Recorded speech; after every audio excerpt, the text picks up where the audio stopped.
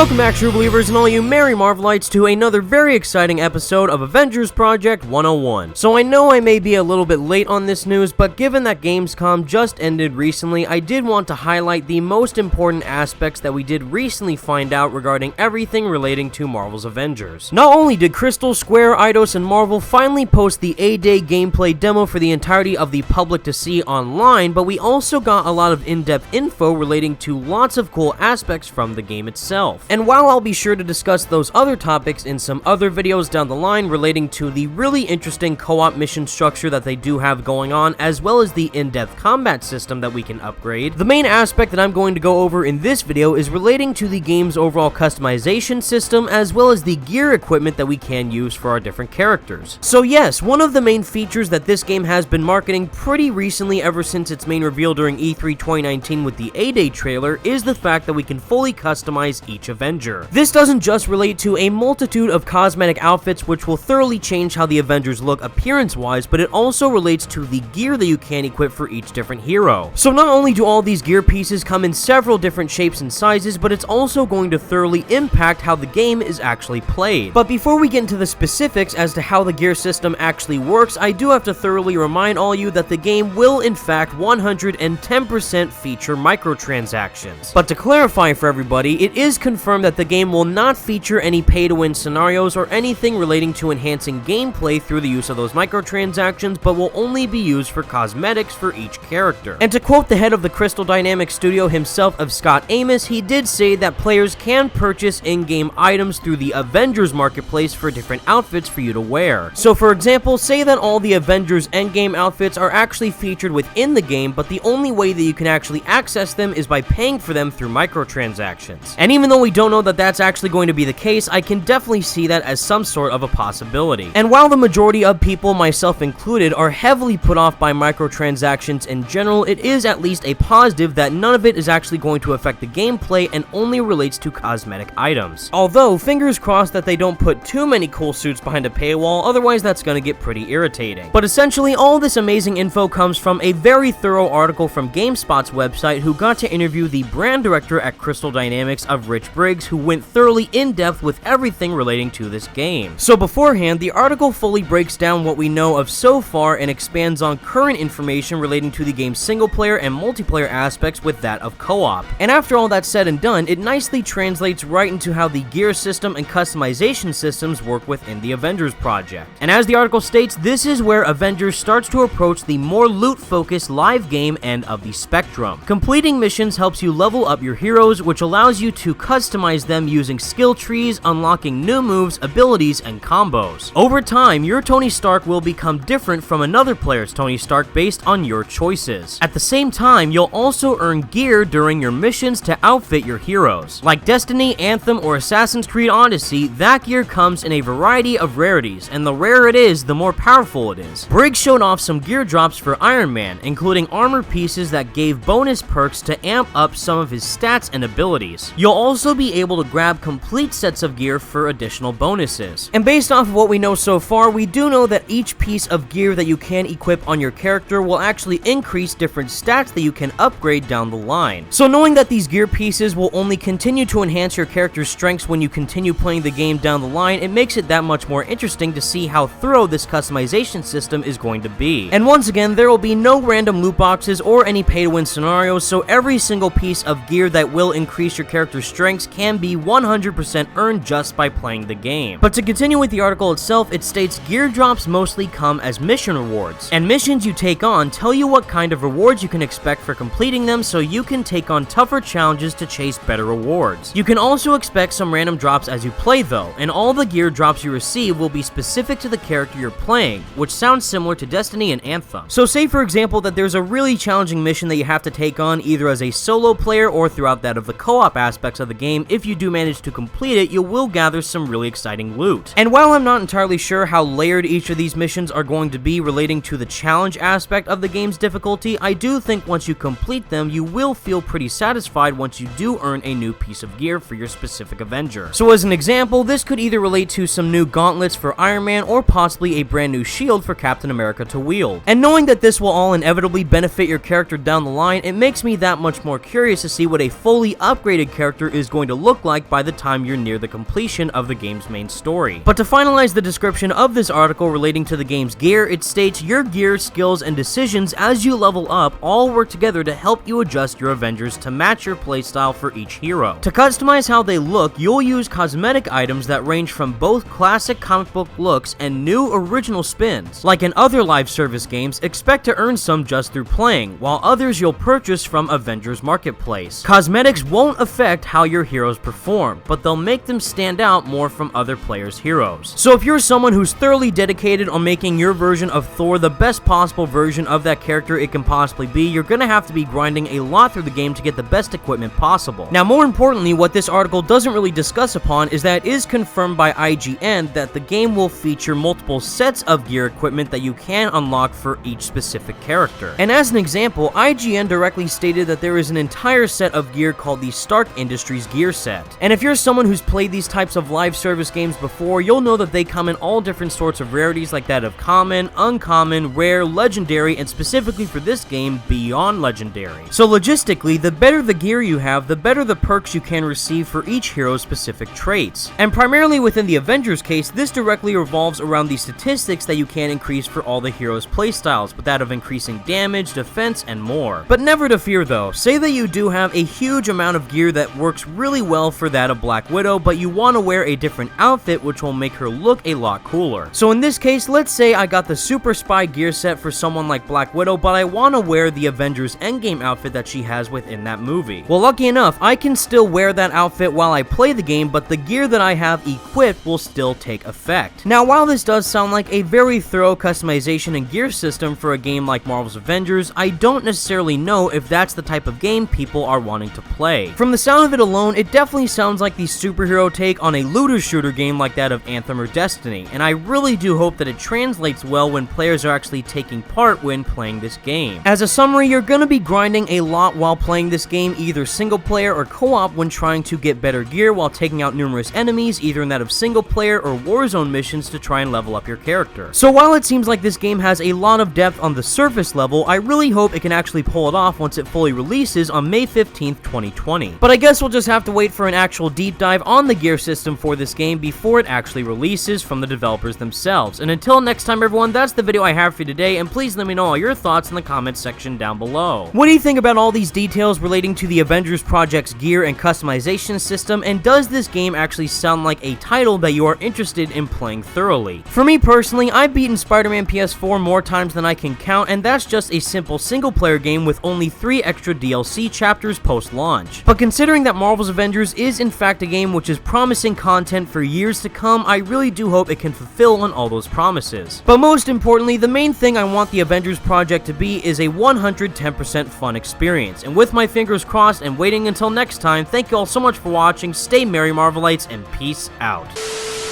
We made some modifications to the uniform. I had a little design input. The uniform? Aren't the stars and stripes a little old-fashioned? Everything that's happening, the things that are about to come to light, people might just need a little old-fashioned.